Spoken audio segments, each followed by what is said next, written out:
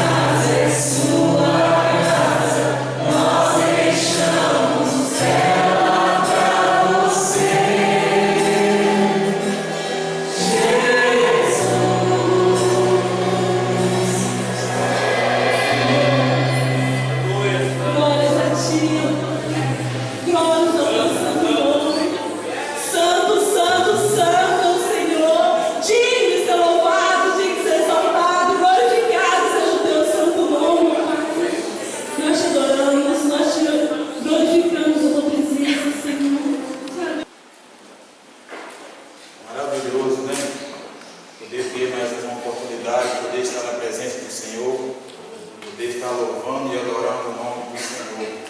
É um privilégio, né, para os escolhidos de Deus. Amém. Põe a mão sobre o seu coração. A gente vai estar fazendo uma pequena oração. Senhor Deus, nosso Pai, em nome de Jesus, nós queremos colocar na Tua presença mais uma vez e nos santificar nossas vidas, Pai, no Teu altar, Senhor.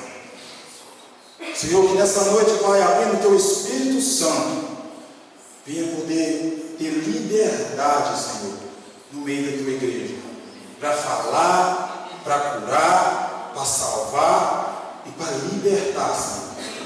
Em nome de Jesus, Pai, que todo espírito ao contrário é Tua palavra, Senhor, que bate de retirada em nome de Jesus. Meu Deus, aquele que chegou talvez indiferente aqui no nosso meio, Pai, talvez com seu coração angustiado, Senhor, talvez passando por algumas lutas, Pai, que nessa hora, Pai, o Teu Espírito Santo visite esse coração, Pai, e fortalece esse coração, Pai. E toda palavra que ser ministrada aqui nessa noite, Pai, o inimigo não vem ter poder para arrebatar ela do coração dessas pessoas. Porque o Senhor trouxe cada um aqui nessa noite, Pai. O Senhor trouxe porque o Senhor tem um propósito na vida de cada um. E nós, como servos do Espírito do Senhor, nós te pedimos, Senhor, essa bênção e essa proteção sobre essa palavra do Senhor, Senhor. No poder do nome santo de Jesus. Amém.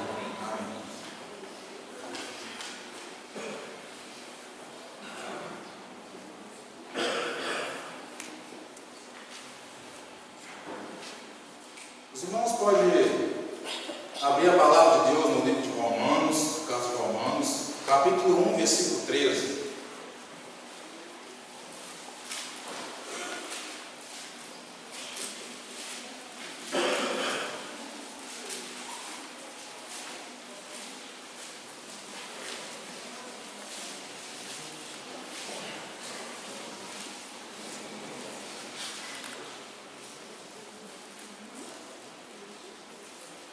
Romanos, capítulo 1, versículo 13.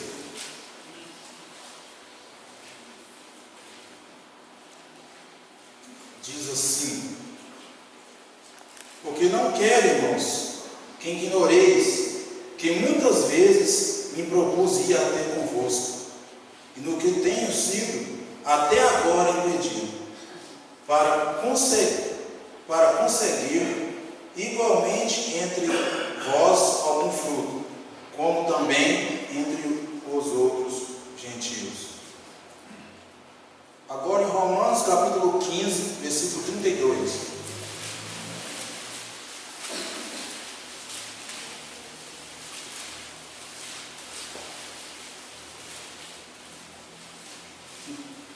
Vamos começar no versículo 29. Capítulo 15, versículo 29 ao 32. Diz assim: e bem sei que ao visitar-vos irei na plenitude da bênção de Cristo.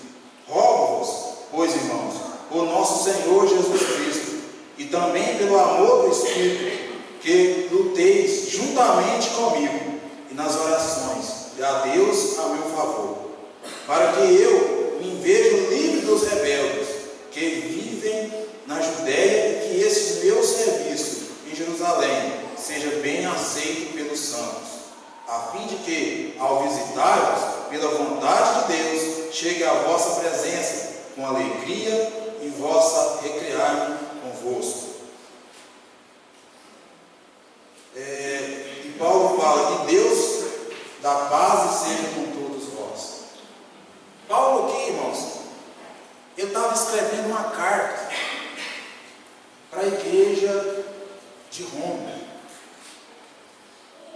Nós observamos que nele escrever essa carta, ele fala nessa carta que ele várias vezes, muitas vezes, ele já tinha tentado ir até Roma. E aqui, como se nós aprofundarmos a ver que era um sonho ele se encontrava em Jerusalém, no momento que ele escreveu essa carta. E ele tinha vontade de voltar e ir até Roma, para pregar o Evangelho e compartilhar os dons espirituais na igreja de Roma. E essa a maior vontade de Paulo era essa, ir até Roma. Mas ele fala aqui também que no momento que ele escrevia a carta, ele pedia para que os irmãos ali da igreja, ou seja, os crentes, que eles orassem pela vida dele.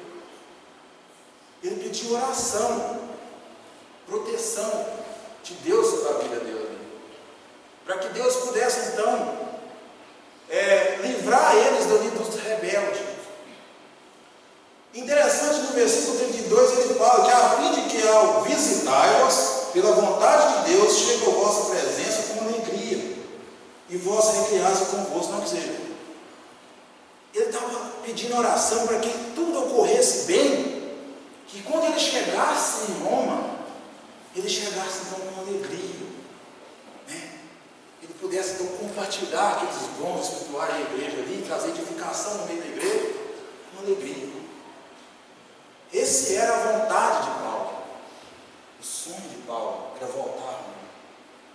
E eu faço uma pergunta nessa noite: qual é o teu sonho? Qual é a sua vontade? Sua maior vontade? E Deus aqui, no momento em que Paulo ele escrevia essa carta, eu imagino que o Espírito Santo de Deus, além de dar sabedoria para Paulo ali escrever essa carta, mas essa carta chamou muita atenção de Deus, porque Deus estava presente no momento que ele escrevia essa carta. No momento que ele escrevia essa carta, Deus estava presente observando a atitude dele. Porque quando nós vamos abrir a palavra de Deus no livro de Atos, capítulo 23, versículo 11. Atos 23, 11. Não está abrindo algum texto, depois nós vamos parar. Atos, capítulo 23, versículo 11.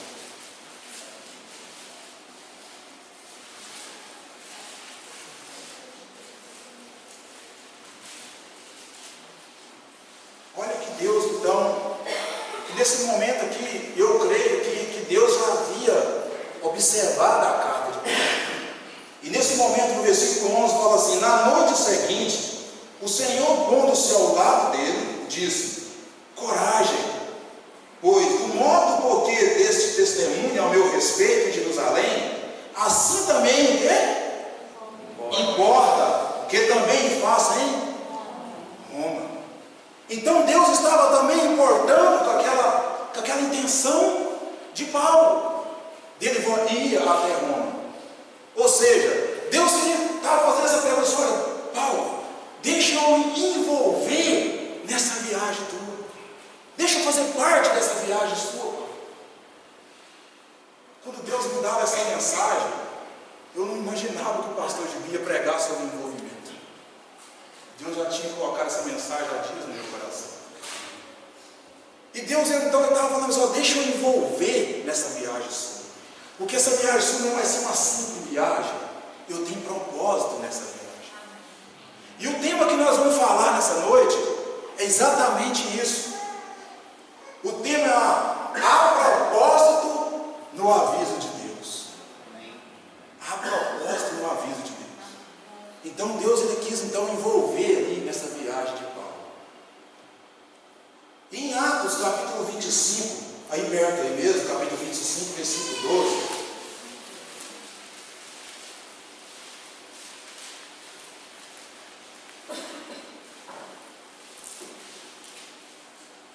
O versículo 12 diz assim: então Festo, tendo falado com o conselho, respondeu: para César apelaste, para César irás. E no 13: passados alguns dias, o rei Agripa, Berenice, e chegaram a Cesareia, e a fim de saudar Festo, como se demorasse ali alguns dias, Festo expôs o rei o caso de Paulo, dizendo: Félix deixou aqui preso certo homem. Então, o que ele está querendo dizer aqui?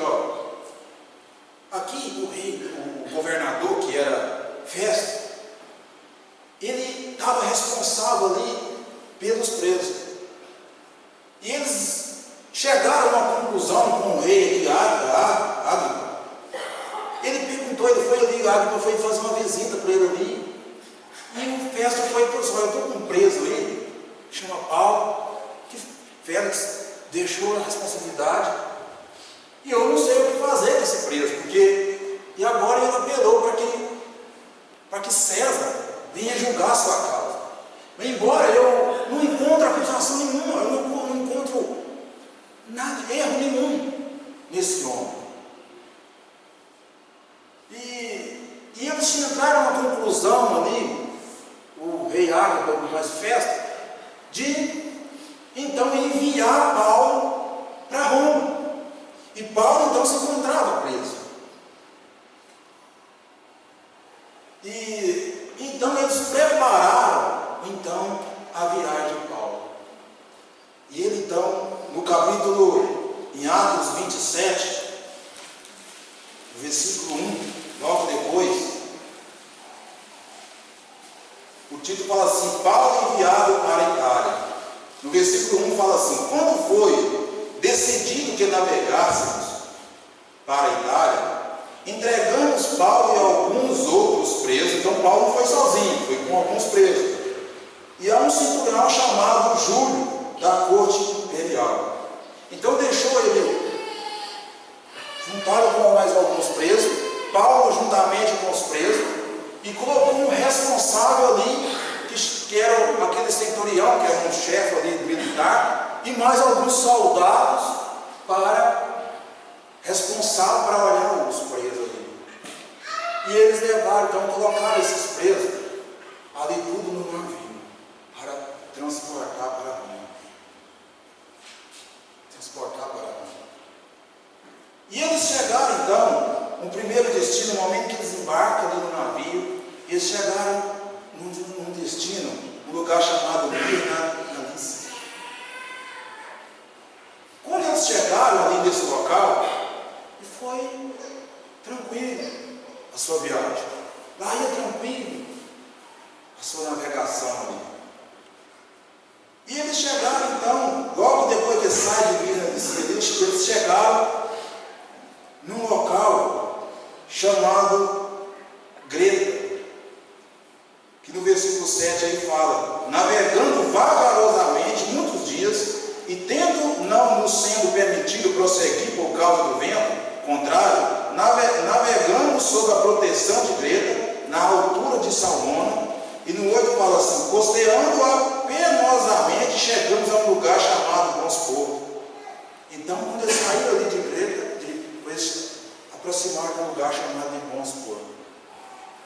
Mas aí que começa então, Deus, ele então começa a falar com aqueles presos, com aquele povo que estava no navio.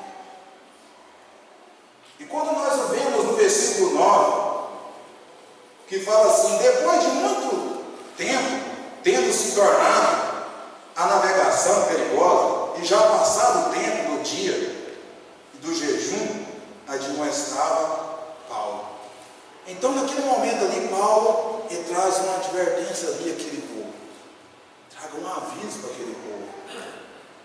Porque Paulo, ele tinha observado que quando ele falava aqui do jejum, era o jejum da expiação. Porque no período ali, no início de setembro até o final de outubro, era um período de muito vento, de muita tempestade no mar. E quando o vento está muito agitado, as ondas ficam também agitadas.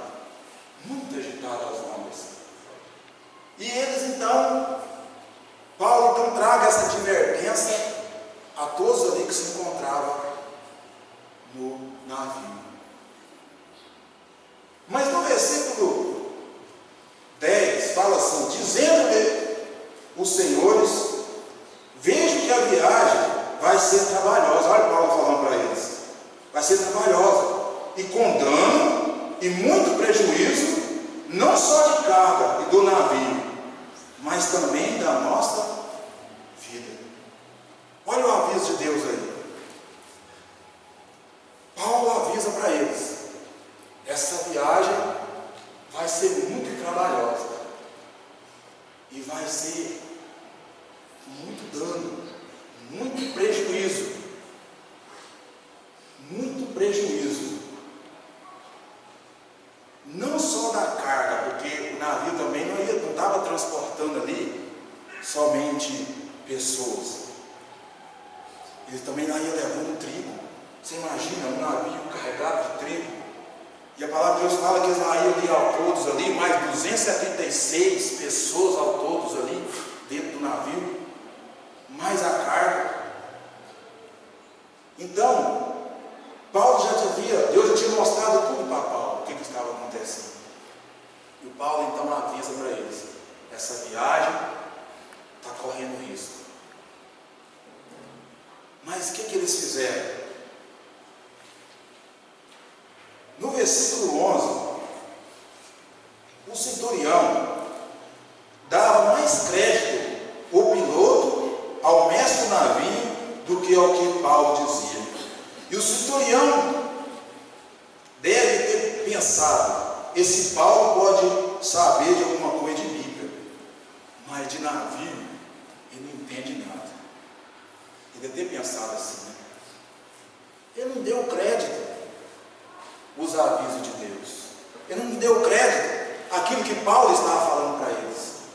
Eles não deu crédito e continuaram a viagem. Então eles saem ali de Grito e continuaram a viagem. E assim o centurião desprezou a advertência de Paulo e prosseguiu a viagem. Não é seguro seguir pela estrada da vida sem observar os sinais, irmãos. Não é seguro você caminhar pela estrada da vida sem observar os sinais.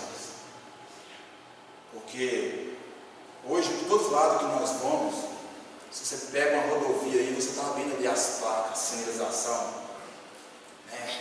Só pode ir 80 por hora, 110 por hora, 100 por hora, ou 60 por hora. Todo lado que você vai tem as placas de sinalização. Se você entra dentro da igreja, também tem as placas de sinalização. Também tem os avisos de Deus.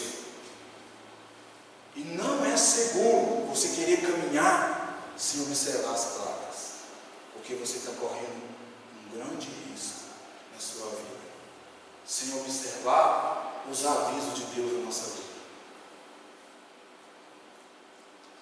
Então, quando nós olhamos então no versículo 11, no versículo 2 fala assim: não sendo o porto próprio para invernar, a maioria deles era de opinião que partisse dali para ver se podia chegar a Feliz e aí passar o inverno, visto ser um porto de Grego, o qual olhava para o nordeste e para o sudeste.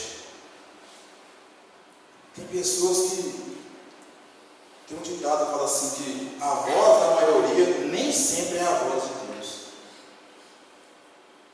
Tem outro ditado que fala assim: quem não escuta conselho, escuta coitado. E eles não quis dar ouvido que Paulo quis falar para eles. Eles não deram crédito que Paulo falou para eles. O insensato tapa os ouvidos aos conselhos e colhe os frutos amargos da sua desobediência. Esse é o insensato. Ele até escuta, mas não põe em prática os conselhos de Deus. Esse é o insensato.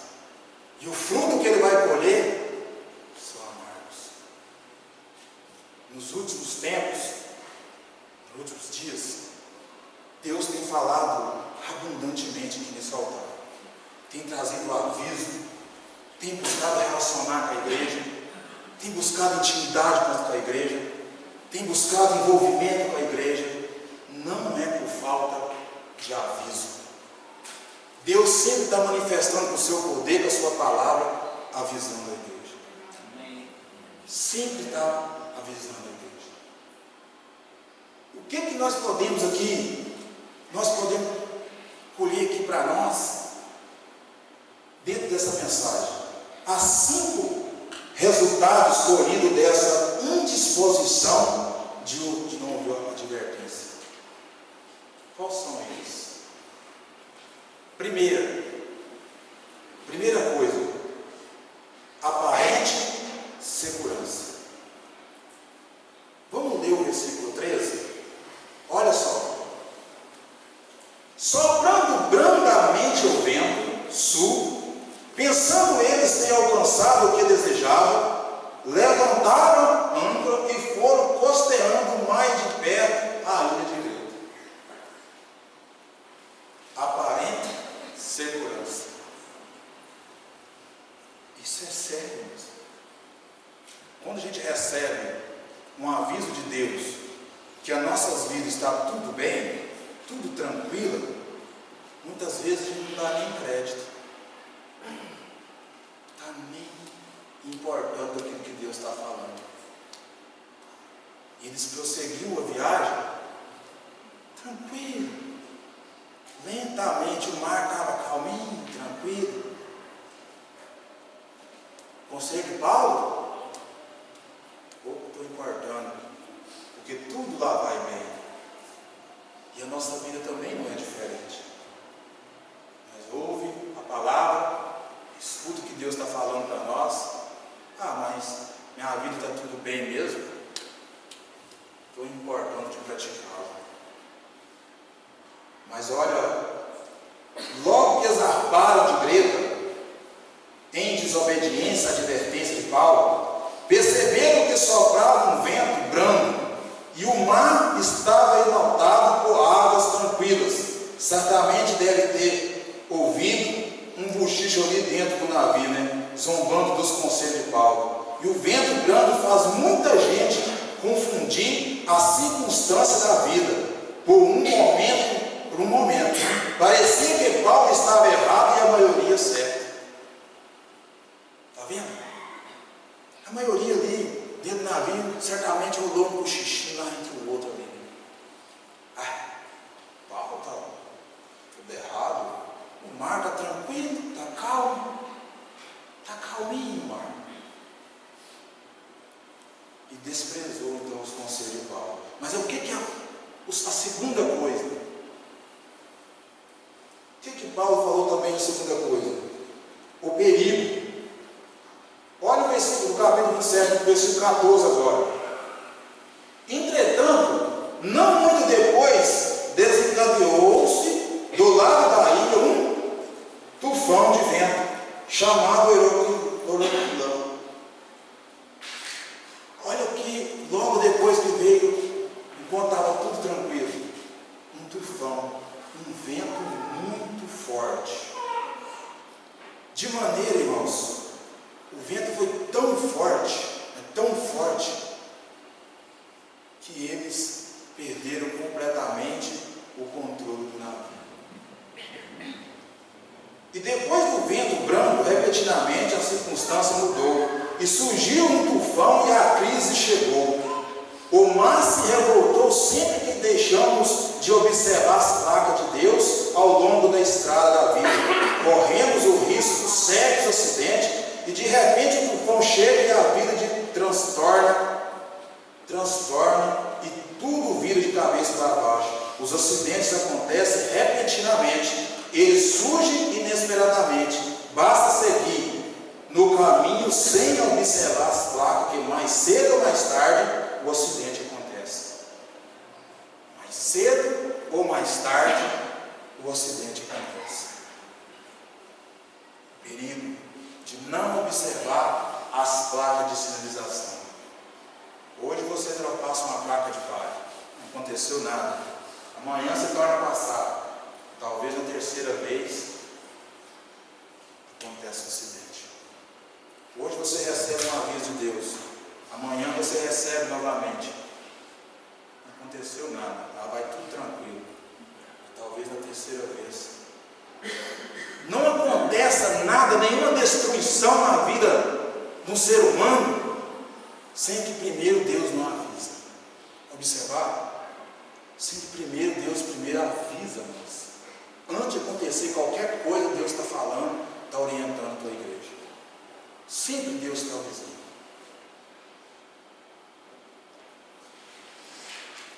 E a terceira coisa, a impotência. A fúria dos ventos era tão rigorosa que eles perderam o controle do navio, e o navio já não obedecia mais o comando, e as coisas fugiram do controle da vida e ficou a ponta cabeça. É o versículo 15 aí, ó. E sendo o navio arrastado com violência, sem poder resistir ao vento, cessando a manobra e nos fomos deixando levar. Isso é sério, isso. Porque a pessoa, eles obedeceram os sinais, desobedeceram os avisos de Deus, e o que aconteceu? O tufão veio, tomaram o comando ali do piloto, eles não passaram a ter mais controle do navio, e o vento levava eles para onde quer que seja. É isso que muitas vezes, sabe o que tem acontecido hoje nos lares, nos casamentos, nas vidas financeiras. Quando a pessoa assusta que não, ele está endividado. Quando ele assusta que não, o seu casamento já acabou. Quando ele assusta que não, os seus filhos já estão envolvidos nas drogas, na prostituição. Por quê? Não foi por falta de aviso. Não foi por falta de aviso. Aí a pessoa chega num estado que perde o controle de tudo. Não tem mais domínio sobre não tem mais domínio sobre a família, sobre os filhos, sobre as finanças. É isso que acontece. Tudo porque não dá ouvido ao aviso de Deus. E quarta coisa, que Paulo também chegou a avisar para eles: o prejuízo. Olha em 18 e 19 aí. Açoitados severamente pela tormenta, no dia seguinte, já aliviava o navio. E ao terceiro dia, nos mesmos com as próprias mãos, lançando no mar a armação do navio. Eles já começaram aí desmanchando o navio e começaram então tirando ali a parte do teto do navio ali, para que o navio então ficasse mais maneiro. E eles começaram então tirar, imagina que começou a tirar os trilhos, porque estava fazendo peso no navio para facilitar então, porque o vento estava forte, para facilitar para onde o vento fosse, levava ele o navio com mais facilidade, sem ter perigo do navio afundar. Mas enquanto isso aqui, o que estava tomando? Prejuízo. Estava destruindo o navio e estava também perdendo tudo aquilo que o navio daí levando. Prejuízo. Mas Paulo tinha avisado? Tinha. Porque a viagem ia ser trabalhosa, ia haver dano, perda e prejuízo. E até mesmo a vida deles estava em risco. Até mesmo a vida. Precisamos aliviar o navio e jogar seus bens para fora para salvar a vida. Houve um grande prejuízo e muitas perdas financeiras, e o caminho da desobediência é um caminho de muitos desastres, inclusive financeiro. Desobediência, inclusive financeiro. Quinta coisa, no versículo 20, desesperança. O que aconteceu com eles? Quando tudo isso aconteceu, teve perda, navio sendo destruído, eles ficaram sem esperança. Olha o versículo 20 que está falando. E não aparecendo havia já alguns dias, nem sol nem estrelas, caindo sobre nós grande tempestade, dissipou-se afinal de toda a esperança de salvamento. Chegou num ponto que eles começaram a pensar assim: acabou nossa vida, não temos mais esperança. Não temos mais esperança. Para eles ali, agora, naquele momento ali, o que restava era a morte. Era a morte.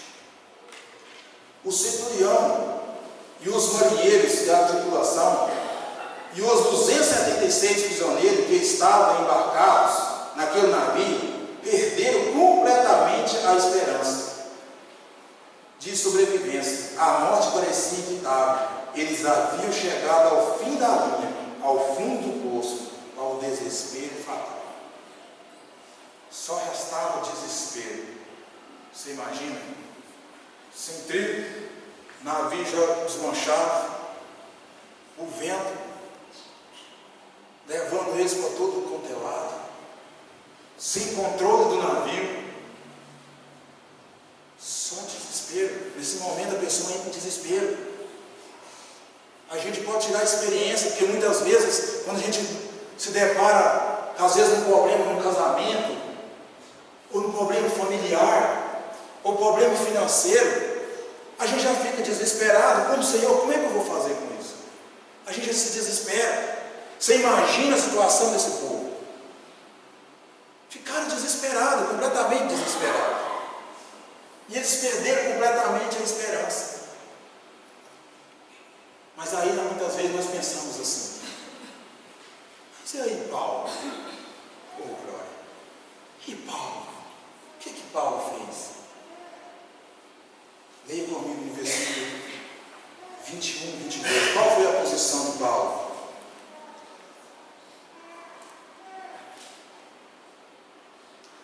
Havendo todos estado muito tempo sem comer, Paulo, pondo-se em pé no meio dele, disse: Senhores, na verdade era preciso dele atendido, e não partir de Creta, para evitar esse dano e perda. Mas já agora, olha Paulo falando, vos aconselho, um ânimo, porque nenhuma vida se perderá de entre vós, mas somente o navio. Paulo, ele chega aqui na vida dessas pessoas, no meio deles, se reúne ele no meio deles ali, e fala para ele com ânimo. Ao contrário de muitas vezes, muitos, que quando vê uma pessoa caída por causa da desobediência, aponta o dedo, se vira. Eu não te avisei? Eu não te orientei? Eu te falei para você. Eu não tenho nada a ver com isso, com esse problema de vocês. E muitas vezes a gente ouve isso de certo tipo de pessoas. Não tem nada a ver. Mas Paulo, ele faz diferença. Ele entra aqui como um agente da vida.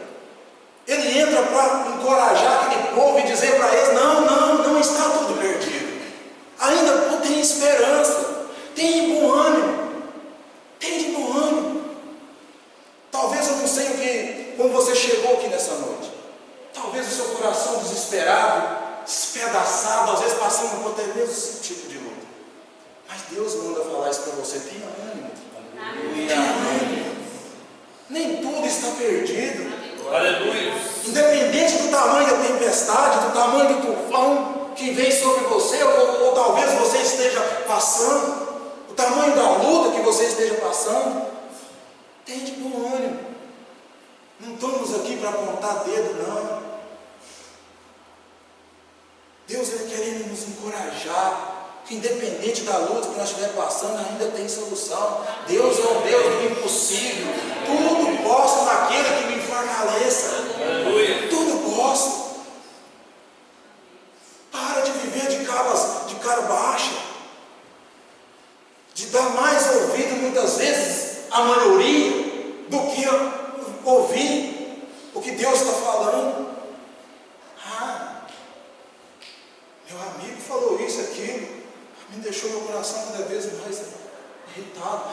Fulano falou aquilo, ciclano falou aquilo outro. E o desespero cada vez vai aumentando. Então Paulo, ele vem aqui para encorajar aquele povo. Quando toda a esperança se dissipou, Paulo posicionou como agente da vida. Ele não ficou dizendo: eu avisei, bem feito, agora estamos perdidos, agora vamos morrer todos agora e vocês se virem. Ele não disse isso.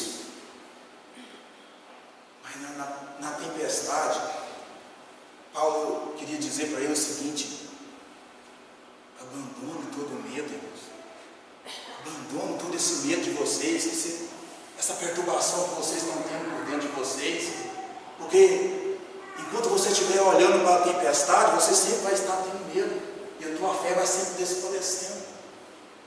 E na tempestade, irmãos, é preciso que nós abram nossos olhos para a intervenção divina de Deus. Porque se nós não abrirmos nossos olhos para a intervenção divina de Deus diante da nossa tempestade, nós vamos afundar. Nós vamos afundar. É preciso abrir os olhos. Hoje, as igrejas precisam, muitas vezes passam por situações difíceis, porque o povo não está tendo visão espiritual. O povo não está conseguindo enxergar a intervenção divina na vida deles. Olha o que vai agora o 23 ao 26. Porque esta mesma noite, ó Paulo falando, porque nesta mesma noite, um anjo de Deus, de quem eu sou, a quem sirvo, esteve comigo, dizendo: Paulo, não temas, é preciso que compareça perante César, e eis que Deus, por sua graça, te deu todos quantos navegam contigo. Olha que maravilha! E portanto, senhores, tende com ânimo, pois eu confio em Deus, que suceder do modo porque me foi dito. Porém, é necessário que vamos dar a ele. Paulo não estava vendo com os olhos carnais, ele estava olhando com os olhos espirituais. Ele trouxe ânimo para aquele povo, e no mesmo tempo assim, olha, tende bom ânimo, porque é necessário que isso aconteça. Sabe por que Paulo fala isso para eles, irmãos? Porque Paulo, ele entendia que estava envolvido em uma grande missão. Ele estava envolvido numa grande missão, e Paulo sabia que ele estava ali por um propósito. Paulo sabia que Deus tinha um propósito naquela tempestade. Deus tinha um propósito. E Paulo então fala para ele: olha, em breve nós vamos se deparar com uma ilha. Em breve vamos se deparar com uma ilha. E quando eles chegaram, eles se depararam ali. Paulo, ele reúne com eles ali, pega algumas coisas ali para comer, porque a aflição leva a pessoa muitas vezes nem lembrar de comer. Vocês já repararam isso? Quando a gente está preocupado com alguma dívida, eu falo, às vezes passava isso por mim, às vezes passa, que todos nós às vezes se preocupa, passa por algum problema, a gente muitas vezes perde até a vontade de comer. E esse povo já havia um tempo já que nem comer, estava comendo. E Paulo então reúne eles ali, e a Bíblia fala aí no versículo 34, olha o que Paulo fala para eles: eu vos rogo que comais alguma coisa, porque disso depende da vossa segurança, pois nenhum de vós perderá nem mesmo um fio de cabelo. Tendo dito isso, tomando um pão, deu graças a Deus na presença de todos, e depois de partir, começou a comer. Todos cobraram ânimo e se puseram também a comer. Estavam no navio 276 pessoas a todos. Refeitos com a comida, aliviaram o navio e, lançando o trigo ao mar, quando amanheceu, não reconheceu a terra, mas avistaram uma enseada onde havia praia. Então consultaram entre si: não podia encarar ali no navio. Interessante que aqui eles comem fortaleza, e quando o dia que clareou, eles se depararam numa praia. Então eles começaram então a lançar ali as âncoras para ver que profundidade que estava, porque quando eles lançavam as âncoras ali, o prumo ali, eles viam ali mais ou menos a altura que estava ali de profundidade ali na água, no mar, para que eles pudessem então encarar ali o navio, eles parar o navio. Mas ali naquele momento, o quando eles ficaram sabendo que estava aproximando ali da praia, eles viu ali, alguns prisioneiros ali quis então aproximar e já saiu logo do navio, porque eu imagino que aqui, principalmente aqueles que da fé muito pouca, né? Eles já logo já queriam pular e sair. E Paulo falou para eles assim: olha, esses que pularem e querer sair, esses vão morrer, esses vão perder a vida. Mas aquele que permanecer, todos vão ser salvos. É necessário, irmãos, que nós lançamos nossas âncoras. É necessário. Paulo ali, ele estava lançando ali a primeira âncora que ele lançou, a âncora da fé. No meio da tempestade, dependendo do tamanho da luta que você vinha passando, você precisa lançar a âncora. A âncora é a firmeza, aquilo que é firme, aquilo que é firmava o navio. E quem é firma, o crente, ele é firmado pela fé. Amém? E nós precisamos ter fé. Então a primeira coisa que Paulo traga ânimo pela Deus, só vocês precisam ter fé. Foi o que Paulo falou para eles. E a segunda coisa, a âncora, a esperança. Paulo falou para vocês que precisam ter esperança, porque eles estavam completamente desesperançados, eles não tinham mais esperança. Paulo então reanima eles com a esperança. E a terceira âncora foi a âncora da oração. Porque no momento que eles estavam ali, que eles receberam então o ônibus, e a primeira coisa que eu lembrando, então agora eu vou orar. Não é assim? Agora eu vou orar. Porque Paulo já havia trazido ali Deus ali esse ânimo para a oração. E a oração, irmão, é tão importante na nossa vida, porque um homem, uma pessoa, ele que quer crescer na vida, muitas vezes ele vai trabalhar a sua vida inteira. Só que se ele não tiver momento de oração, não tiver essas quatro coisas aqui, ó, fé, esperança e oração, ele vai trabalhar a vida dele e não vai adquirir nada. Ele não vai adquirir nada na vida. Mas se ele trabalhar, porque o homem, ou seja, o homem, a mulher, mas se ele orar, Deus ouve e trabalha em seu favor. Mas simplesmente ele trabalhar e não ter fé, e não ter esperança, e também não orar, ele não vai chegar a lugar nenhum. Ele não vai chegar a lugar nenhum. É isso que Paulo estava falando para eles. Vocês precisam ter fé e esperança no momento de oração. E a última coisa, vocês precisam ter certeza. Certeza. A última âncora que eles lançaram ali. Vocês precisam ter certeza. Então, quando eles estavam aqui completamente, então, fortalecidos do Senhor. Mas eles se deparam, então, na ilha, chamada Ilha Malta. Eles obedecem ao que Paulo falou, e eles chegam ali na Ilha de Malta. E quando eles chegam ali na Ilha de Malta, eles é recebidos com um povo chamado bárbaros. Vamos ler aqui no versículo 1 do capítulo 28, 1 e 2. Uma vez em terra, verificamos que a ilha se chamava Malta, e os bárbaros trataram-nos com singular humanidade, porque acendendo uma fogueira, acolheram-nos a todos por causa da chuva que caía e por causa do frio. E tendo Paulo ajuntado e atirado na fogueira um feixe de graveto, uma víbora, fugindo do calor, prendeu-se a mão.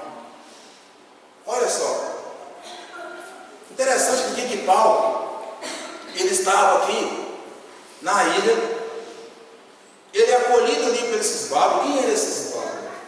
Era um povo grego, um povo que eles não falavam a mesma língua dos que estavam ali, os prisioneiros. Paulo ali não falava a mesma língua, eram estrangeiros, eram pessoas desconhecidas para eles, para Paulo ali. Porém, por mais que eles sejam desconhecidos, eles acolheram Paulo com muito amor. Você observa que muitas vezes na nossa tempestade, na nossa vida, muitas pessoas que muitas vezes que que é para nos ajudar, que anda junto com você e não te ajuda. E muitas vezes pessoas que você nunca viu na sua vida, ou talvez como esses homens, esse povo aqui, nem a mesma língua falavam, mas eles acolheram Paulo ali. E a preocupação deles é o seguinte, que já estava chovendo, estava muito frio. O que eles fizeram? Então deixa nós fazer uma fogueira aqui, porque e assim vocês vão esquentando. E Paulo, observando aquela fogueira, Paulo então ele pensa o seguinte: eu tenho que pensar no amanhã, eu preciso pensar no futuro desse povo, por exemplo. E eu preciso de buscar mais os gravetos ali, para me jogar nessa fogueira, para que essa fogueira permaneça mais tempo acesa, ou que seja, Paulo estava pensando mais além, porque ele pensava que aquela fogueira não poderia, porque muito frio, muita chuva, sim, o povo ia sofrer muito ali. E nele ir buscar esses gravetos e jogar ali naquela fogueira, juntamente com aquele graveto, veio uma vida. É aí que está o perigo, irmãos, que durante a nossa caminhada, na presença de Deus, quando Satanás, ele aparece aqui, em cena, porque essa serpente aqui, ela simboliza Satanás, e Satanás então apresenta, diante daqueles bardos ali, e ele, o que foi a intenção dela? Picar Paulo, tentar envergonhar Paulo, porque no momento que a serpente ela picou Paulo, olha o que os bárbaros dizem. Quando os bárbaros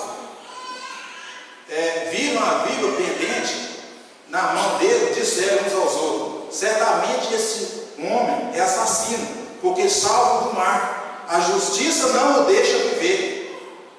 Porque eles tinham uma outra cultura que esses bárbaros. E neles, eles pensavam assim: não, esse homem é um assassino. O que Satanás estava aqui soprando na vida desses homens, desses bárbaros? O que Satanás queria dizer? Satanás queria mexer com o passado de Paulo. Porque no passado, Paulo ele havia ali participação na morte de Estevão. O único que sabia do passado de Paulo ali era Satanás, porque os bárbaros não sabiam do passado dele. Mas ele, Satanás ele apresenta aqui nessa cena para tentar impedir então a missão de Paulo, tentar envergonhar Paulo. Mas Paulo ele usa, irmãos, o escudo da fé. Aleluia. É nesse momento, irmãos, que muitas vezes nós precisamos usar o escudo da fé. Porque a tendência do inimigo, quando você começa a aquecer a fogueira que está dentro de você, quando você começa a aquecer, trazer graveto para você, quando você começa a orar, e se você se dispõe a buscar a presença de Deus, a tendência é que o fogo do Senhor venha e vai te aquecer. Mas Satanás ele não gosta disso, ele não quer ver isso na sua vida, ele quer apagar esse fogo de todas as maneiras, ele quer apagar, tentando te envergonhar, muitas vezes da sua própria família, de pessoas da sua própria família, dos seus próprios irmãos, tenta te envergonhar. Mas Paulo ele usa o escudo aqui da fé, e ele diz: não, quando Satanás ele tentar te envergonhar, e ele tentar te parar a sua caminhada, talvez que ele tentar lembrar você do seu passado, lembra ele do futuro dele. Lembra do futuro dele. Qual que é o futuro de Satanás? O lago, o enxofre, rangido de dentro, é lá que é o lugar dele. O futuro dele é lá. Esse lugar não foi feito para o povo de Deus.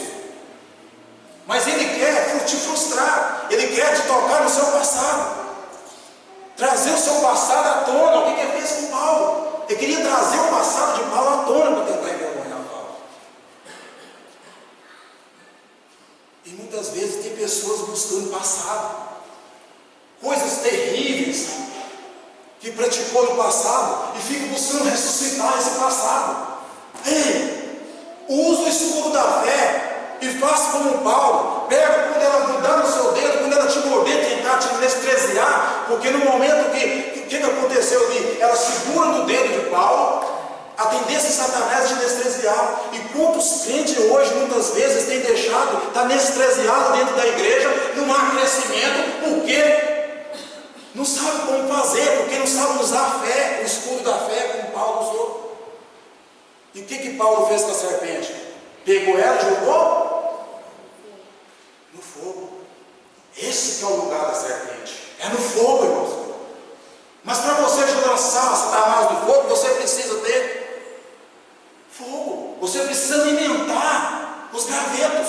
Você precisa trazer gravetos, ou seja, a oração, o jejum. Você precisa buscar a presença de Deus. Por isso que muitas vezes o inimigo tem mordido e tem anestesiado o seu povo. O povo está paralisado, não tem entendido mais a missão que Deus colocou na mão de cada um. Ele tentou parar de Paulo, mas não parou, porque Paulo usou a fé, lançou a serpente ali no fogo e o veneno foi cortado naquele mesmo momento. E Paulo prosseguiu sua mensagem, a sua caminhada, a sua missão. E o que Paulo foi fazer? Aproxima deles ali na ilha um povo. Olha ali no versículo 7. Perto daquele lugar havia um sítio pertencente ao homem principal da ilha, chamado Publio, e o qual nos recebeu e hospedou benignamente por 3 dias. E aconteceu achar-se enfermo e se desinteria, ardendo de febre. O pai de Paulo foi visitá-lo e, orando, impôs as mãos e o curou. E à vista desse acontecimento, os demais enfermos da ilha vieram e foram também curados, os quais nos distinguiram com muitas honrarias, e tendo-nos de prosseguir a viagem, e nos puseram a bordo tudo que era necessário. Glória a Deus, irmãos. Satanás não conseguiu frustrar, porque Paulo ouviu com os olhos espirituais, e ele conseguiu então dizer: não, eu tenho uma missão aqui nessa ilha. E ele foi então acolhido ali por aquele homem ali, e ele foi ali hospedado na casa dele, e aquele homem estava enfermo com disenteria, aquele homem foi curado, e os outros enfermos também ficaram sabendo, e vieram também até Paulo, e Paulo também orou, e eles também foram curados, e eles receberam o Evangelho, porque Paulo não aceitou o que o inimigo estava apontando para ele, logo discerniu. É isso que precisa, por muitos crentes precisa distinguir o que o inimigo está fazendo com a sua vida. O inimigo, o objetivo dele na sua vida, que é te paralisar a sua missão. E o que aconteceu ali? E Paulo então prosseguiu a sua viagem, e eles foram abastecidos de tudo que eles precisavam, aquele povo. E Paulo prosseguiu a sua viagem para Roma. Glória a Deus. Amém? Amém. Se coloca de pé.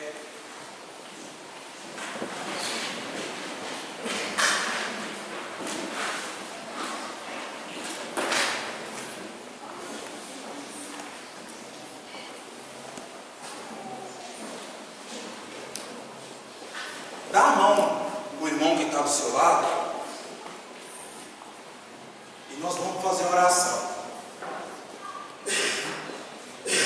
No início do culto, Deus esteve me incomodando muito que havia muitas pessoas que estão anestesiadas. Há pessoas talvez querendo até abandonar seu ministério, pessoas desistindo da sua carreira, do seu trabalho, pessoas desistindo de lutar. E Deus te chamou você, escolheu você como um soldado,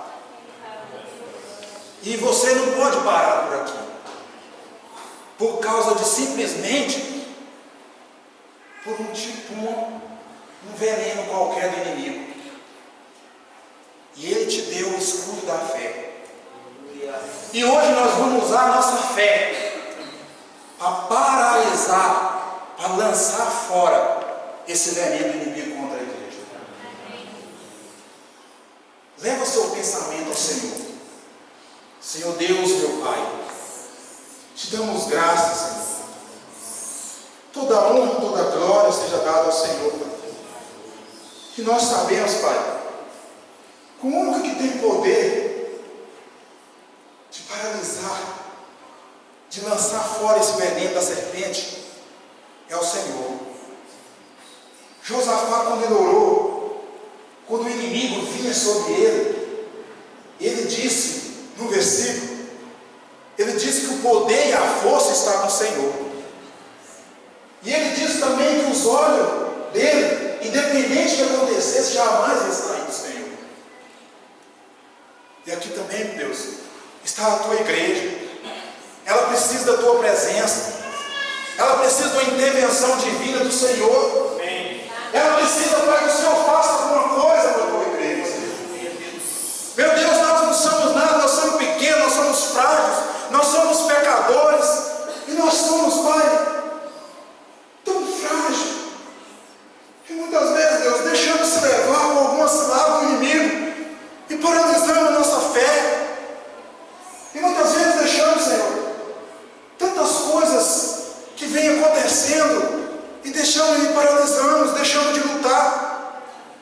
Mas nós cremos, Senhor, que a força e o poder está no Senhor. Que nesse momento, Deus, eu te peço como servo do Senhor, como ministro da tua palavra nessa noite, Pai. Eu te peço, vem com poder, vem com autoridade, Senhor. Que teu Espírito Santo cancela, Senhor, todo o veneno de Satanás sobre a tua igreja, sobre os teus servos, sobre os teus filhos, Senhor. Seja cancelado para a glória do Senhor. Que teu Espírito Santo venha ter liberdade para agir e para usar, Pai, os teus servos, os teus líderes e todos, ó Pai, que se encontram aqui nessa noite, Pai. Venha, Pai, como um Deus de provisão na vida do teu povo e levanta, Pai, a cabeça de cada um para que eles possam caminhar, Senhor, de cabeça erguida e olhar, Senhor, que Satanás é um derrotado, que o lugar dele, Senhor, é no inferno, é lá que é o lugar dele. E nós usamos autoridade agora nessa noite, Pai, em nome de Jesus, e toda obra satânica, todo laço do passarinheiro sobre a vida da tua igreja, Pai, seja cancelado no poder do nome de Jesus, Pai. Que a sua igreja, Pai, possa caminhar livremente, Pai. Que o Senhor possa colocar sandália nos pés deles e eles possam caminhar livremente diante da tua presença. Eu te agradeço, Pai, e te dou honra e glória seja dado ao nome do Senhor. Eu quero te agradecer, Pai, pela tua palavra. O Senhor tem falado no meu coração, o Senhor tem falado com a tua igreja. Muito obrigado, Senhor, pela tua palavra. Muito obrigado pela vida dos irmãos. Muito obrigado, Pai, por só trazer essas pessoas aqui nessa noite, Pai. Que todos, Pai, venham haver essa convicção no coração deles, que a maior sede que eles devem ter é estar na tua presença, Pai. Em nome de Jesus nós queremos te agradecer, Pai, no poder do nome de Jesus. Amém. Amém.